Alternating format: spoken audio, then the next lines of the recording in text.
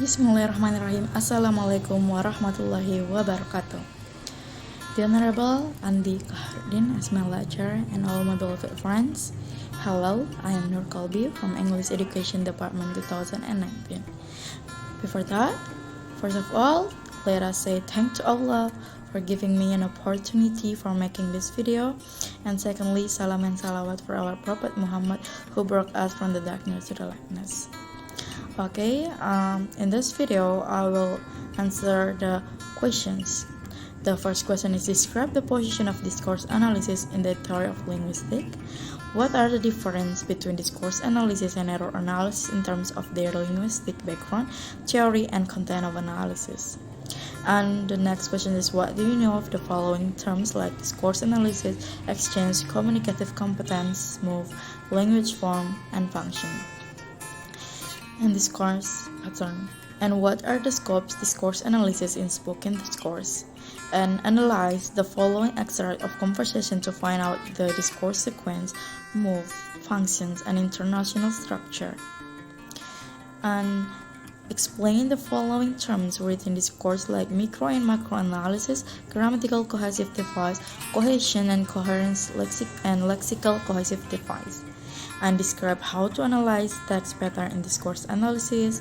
And the next is describe how to analyze sentence pattern in discourse analysis, and what factors to consider in selecting targeted discourse to be analyzed to get required or relevant information on language use in context, and also explain why the factors are essential. And the last question is, do I agree with saying that discourse analysis has significant contribution to English language pedagogy? I will answer that one by one. The first questions describe the position of discourse analysis in the theory of linguistics. Discourse analysis seeks to identify the linguistic features that characterize the use of a particular language and the social and cultural factors that facilitate learners' interpretation and understanding of various genres of text and speech. Knowledge of the linguistic elements, social aspects, and culture of English will not only make students good at making correct sentence, but also good at using sentence appropriately according to the context. The next questions. What are the differences between discourse analysis and error analysis in terms of their linguistic background, theory, and content of analysis? Explain your answer. Discourse analysis plays its main role to provide information about the language functions that exist in the expression used by native English speakers in their real lives. This information, as one of the results of discourse analysis, will constantly bring knowledge about language functions in the context of teaching English, which is expected to be able to minimize pragmatic difficulties and enable learners to use English properly both in speaking and writing. In the era of structuralism, error analysis began to be intensively developed, but this one done solely to provide information to teachers about the forms of mistakes that are often made by students. This information is considered as a problem point of learners in learning a foreign language. The teacher is then obligated to correct the error. The next questions, what do you know of the following terms: discourse analysis, exchange, communicative competence, move, language, form and function, and discourse patterns. Discourse analysis is interdisciplinary study that is closely related to linguistics, sociology and anthropology, psychology, philosophy, communication, and education. The study leads students to explore and investigate social use, text, and speech. Next, communicative competence soon become widespread through the world as the most recommended language teaching goal. As a result, language teachers and teaching institutions around the world immediately began to rethink and redesign their teaching. Syllabus and classroom materials based on a communicative approach. This has had a great influence on the methodology of language teaching. And the need for the form and function informations like social and cultural aspect in language teaching is the background for research in the field of discourse as a pioneer in the emergence of discourse analysis as a discipline used to describe language and context. And according to Sinclair and Colt, each unit is called an exchange. And according to Sinclair and Coulter, each part of the exchange is called a step. Sequence of discourse as a pattern for compiling instructional speaking teachings materials in which the utterance in the material are ordered using the generic structure of each movement in transactional oral discourse, and based on transactional discourse analysis, it can be concluded that transactional oral discourse has discourse pattern consisting of three components, which are also contained in instructional oral discourse, namely initiations and response R and follow-up F. Next questions. What are the scopes discourse analysis in spoken discourse? Explains your answer. Messages are expressed to communicate concepts, ideas, and information to others. The messages are delivered in written text and verbal interactions. Oral interaction is the primary medium and written in the secondary medium. Thus, the scope of discourse analysis is in the era of spoken and written discourse. And what is discourse? It's ideas about oral discourse. Language is used verbally by using speech in communication. It is a series conventional sound system, real expression in speaking understanding. Speaking means understanding spoken discourse. And reasons for class conversations as discourse analysis to show its characteristics in terms of structure, function, and so on, which distinguishes it from ordinary conversations. Encourage students to recognize and use characteristics when they are in a classroom environment and want to engage in conversations to see what happens in the classroom and to evaluate the end product of our teaching and that of our students. It's said by Mrs. Carty. Next, analyze the following extract of conversations to find out its discourse sequence, move, functions, and international structure beside me. Like Jen, Jen, I really want to apologize to you. W, what for? I'm really sorry about what I said to you the overnight. W, oh, forgot it. I can't. I was a terrible thing to say. Please forgive me. W, okay, enough is enough. I accept your apologies. Okay, the text, Jen, I really want to apologize to you.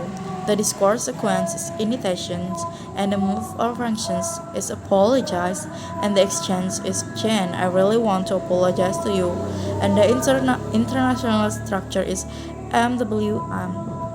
And the next sentence, what for? Discourse sequence is response, and the move function is ask, and the exchange is what for, and the international structure is MWM. In the sentence, I'm really sorry about what I said to you the other night. The discourse sequence is feedback, and move or function is answer, and exchange is I'm really sorry about what I said to you the other night, and the internal structure is MWM.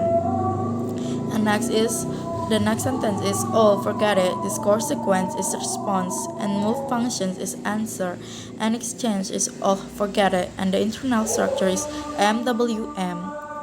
And the sentence I can't. It was a terrible thing to say. Please forgive me.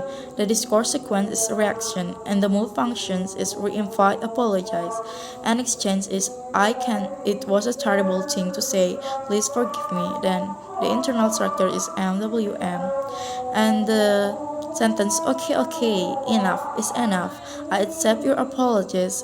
The discourse sequence is feedback, and the move function is confirming the answer, and exchange is okay, enough is enough, and I accept your apologies, and the internal structure is MWM.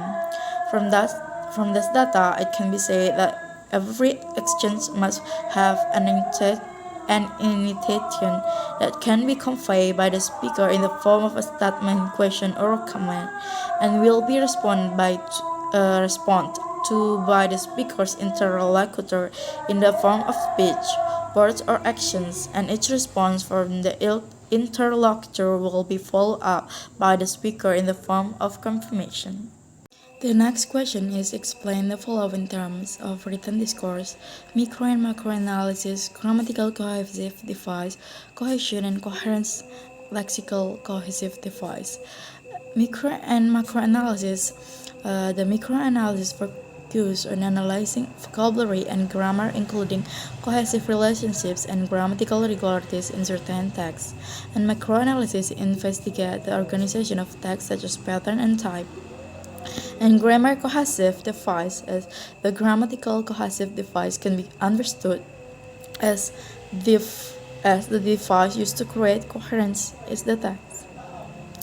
This device is called grammatical cohesions.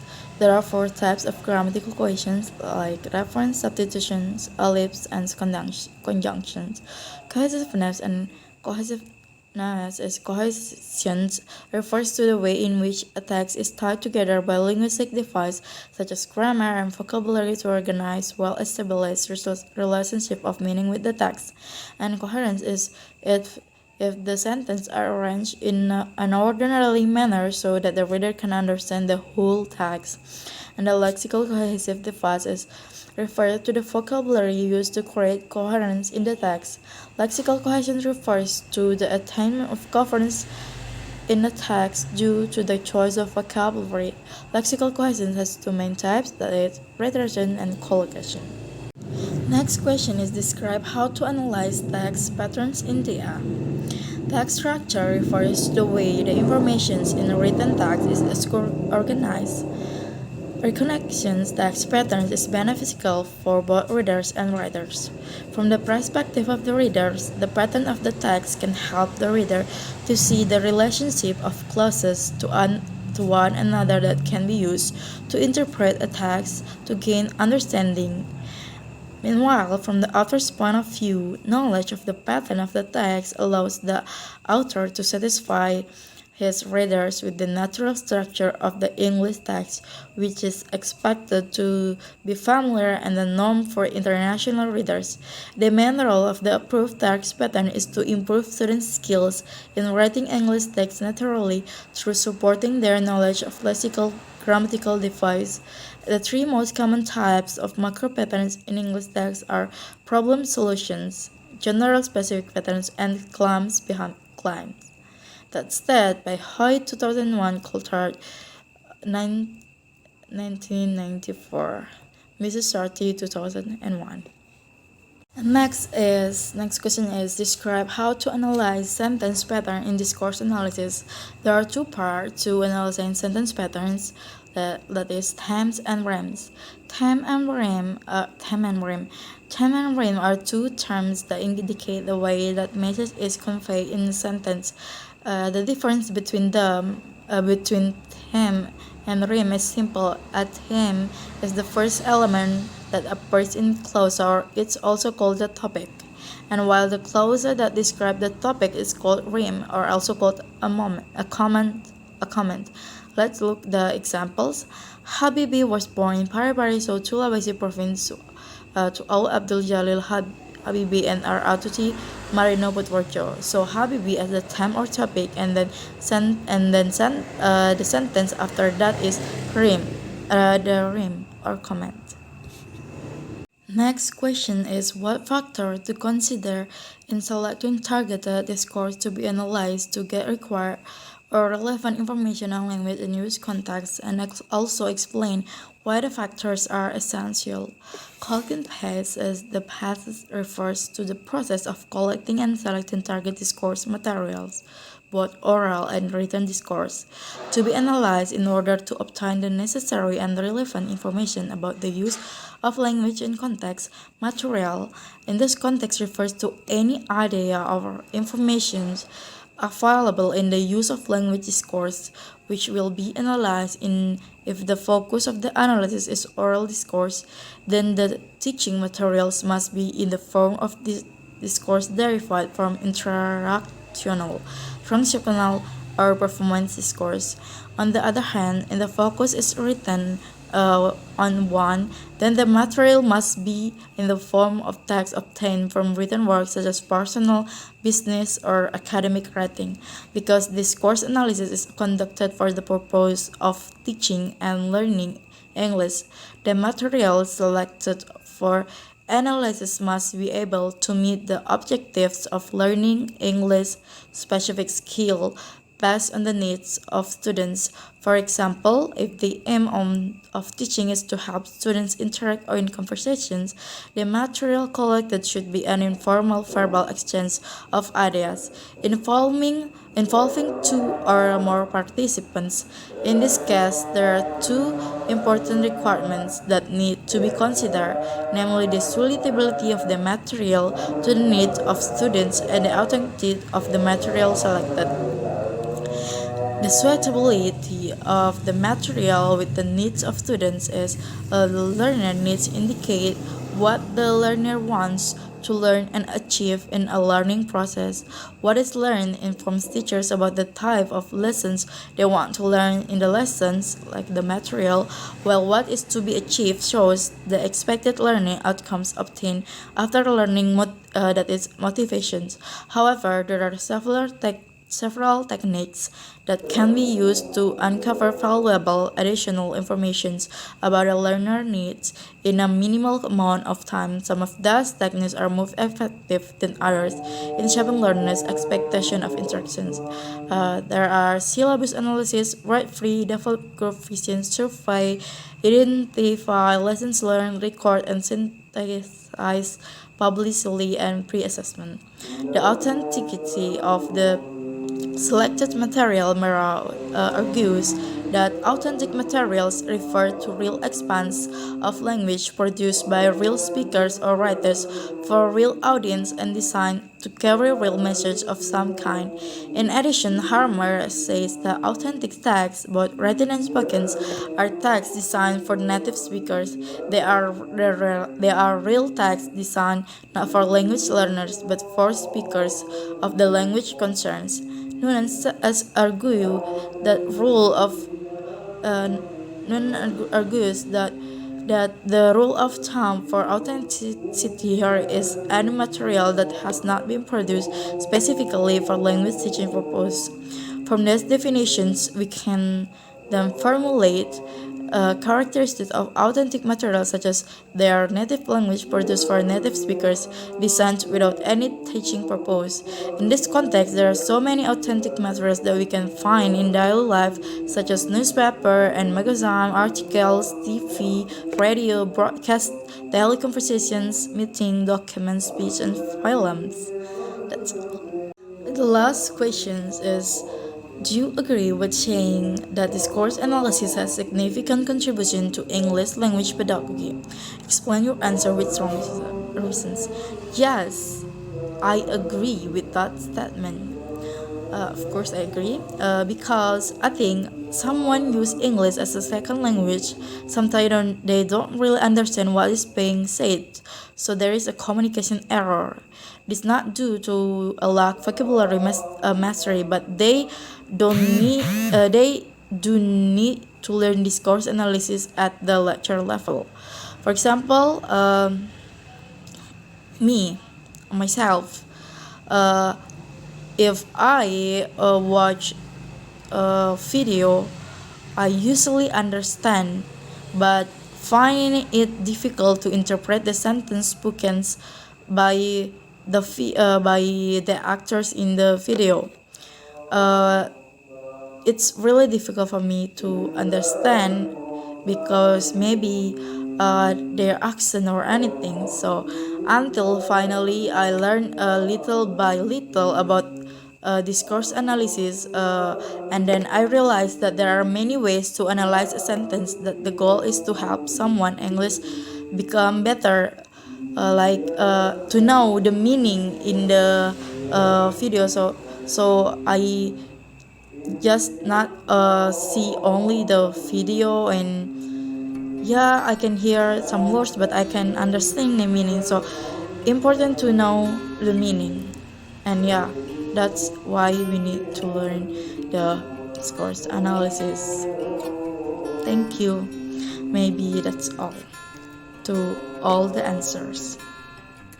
And we can conclude that yeah, there are difference between discourse analysis, discourse analysis, exchange, communicative content, move language, the scope, the spoken discourse, the discourse sequence, move function, and international structure, the micro and macro analysis, grammatical cohesive device, pattern in discourse analysis, factors that consider in selecting target in the discourse analysis, and the importance of discourse analysis. Maybe that's all, and I just want to thank to the lecturer who give this task that is my final project. And of course I want to say thank to God that he gave me place to learn about that and make it the video. And thanks to my friends who always support me, give me support to learn the discourse analysis. And of course my parents who also give me support and always make me can do it. Like they always say you can do it, you can do it, and that's how I can make this video. Thank you. That's all from me. I do apologize for any mistakes, and wassalamualaikum warahmatullahi wabarakatuh. Thank you.